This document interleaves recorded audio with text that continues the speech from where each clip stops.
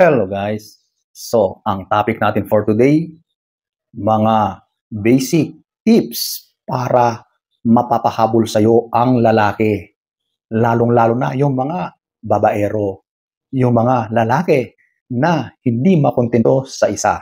So, kung ikaw ay nakaka-relate sa ganito, panoorin ang video na ito. So, without further ado,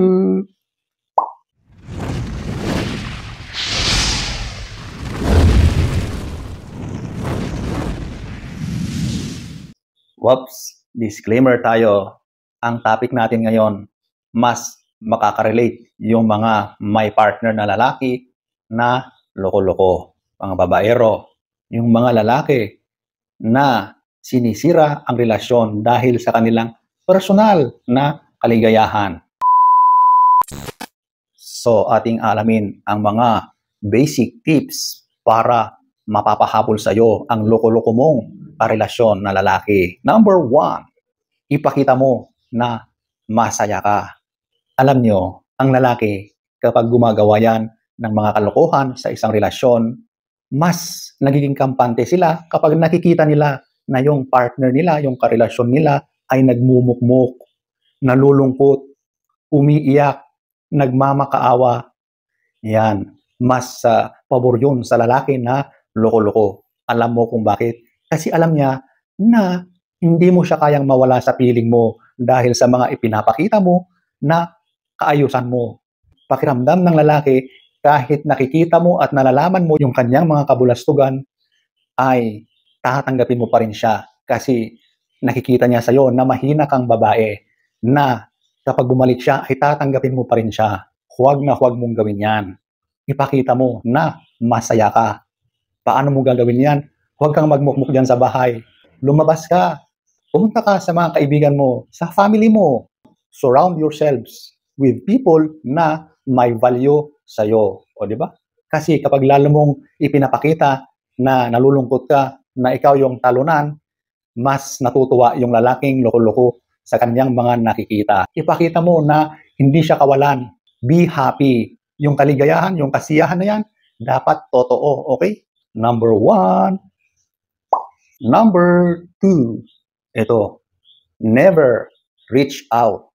Kapag niloko ka na, kapag pumunta na yan sa babae niya, huwag na huwag kang mag-reach out sa kanya. I-cut mo lahat ng ways of communication sa kanya. Pilitin mo, magpakatatag ka. Okay?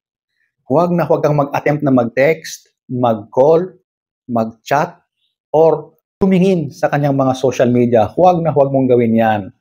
As much as possible, i-cut mo lahat ng communication lines nyo.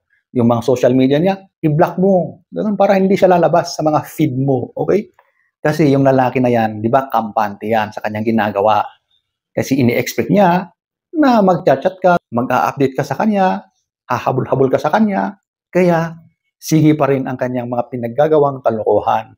Kapag napansin ng lalaki na hindi mo na siya mini-message, hindi mo na siya kinokall, siya ay mapapaisip. At kapag subukan niyang mag-call sa'yo, mag-chat sa'yo, ay unreachable ka. O, di ba? Sigurado yan. Pupuntahan at pupuntahan ka niyan. Hindi siya sanay sa mga ganyang nangyayari. Dati-rati, alam niya na maghahabol-habol ka sa kanya. Ngayon, the tables have turned. So, siya naman ngayon ang maghahabol sa'yo. O, di ba? So, sa halip na nasa kanya yung alas, napunta na sa'yo. So, ayan ang isa sa mga effective na tips kung gusto mo pa siyang maghabol sa'yo. Pero para sa akin, kapag mga ganyang uri ng lalaki, hayaan mo na. Mas maraming, mas deserving para sa'yo. So, ayan po ang number 2. Number 3, maging independent ka. Ito yung isang quality na kahanga-hanga sa isang babae. Kapag independent ka, ipinapakita mo na kayang-kaya mong mabuhay ng mag-isa. Alam mo kasi, kapag lahat ng bagay ay iniaasa mo sa lalaki na yan, at the back of his mind, alam niya na maghahabol ka. Kasi nga, hindi ka independent. Kumbaga, ikaw ay palaasa. Paano kapag hindi ka na binigyan ng pera? Di ba? Hindi, magkakandara pa ka sa kahihingi sa kanya, di po ba? Huwag na huwag mong gawin yan. Ipakita mo na kaya mong mabuhay kahit wala siya. Kaya mong maging productive na wala siya sa buhay mo, di po ba? So kapag nakita niya na hindi ka umaasa, hindi ka humihingi, kaya-kaya mong tumayo sa sarili mong paa, kapag napansin niya na ganyan ka na, mapapaisip yun. Kasi hindi siya sanay na hindi ka humihingi ng pabor sa kanya. Most probably, baka pupuntahan ka niya, di ba? At tatanungin kung ano na ang mga nangyayari. Kasi kapag nakita niya na, ibang-iba ka na, siya naman ngayon ang magkakandara pa sa paghahabol sa'yo. Baka luluhod yan, hihingi ng kapatawaran mo at sasabihin na magbabago na siya. Ganyan. Ang isang effective na tip para yung lalaki na yan ay maghabol ulit sa'yo. Number 3. Number 4. Ito, yung lumabas ka at makipag-socialize. Kapag nakita ng lalaki na ikaw ay nakikipagkaibigan, nakikipagsosyalan sa ibang mga tao, medyo magkakaroon ng worry yan. Siyempre, sa mga socializations, di ba? Madalas, meron kang mga nakikilala na mga kalalakihan din. So, yung lalaki na yan, mapapraning yan sa kakaisip, baka may makilala ito na ibang lalaki. Kasi, ang lalaki na yan, gusto niya na magmukmuk ka lang dyan sa bahay.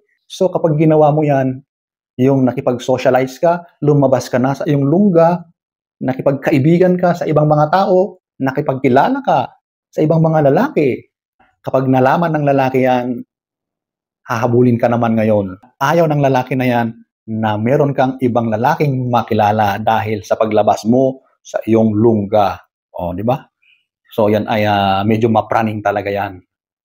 Kakausapin ka niyan. Puntahan ka niyan ng personally para kausapin at alamin kung ano nga ba ang nangyayari sa iyo ngayon. Yan ang number 4. Number 5. Ito yung magpakabisi ka. Alam mo, kapag may problema sa buhay, kapag marami kang pinagdadaanan, wala kang ibang gawin kundi to make yourself busy. Kapag ikaw ay naging busy, unti-unting mawala kung ano man yung mga pinagdadaanan mo kasi nadadivert na sa ibang bagay yung mga tumatakbo sa utak mo. Kaya isang way yan para tumakas dyan sa mga masasakit na nangyayari sa'yo is to keep yourself busy.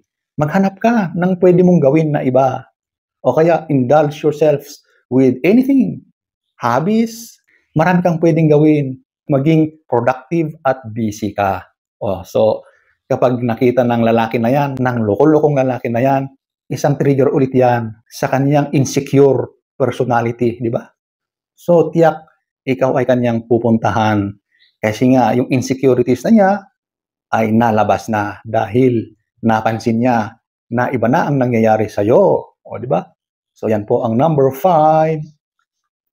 2,000 years later. So, ayan po, ang mga basic na tips para maghabol sa'yo ang lalaking loko-loko. Di ba? Sana ay nagustuhan nyo ang ating topic for today. Next story time. Don't forget to subscribe.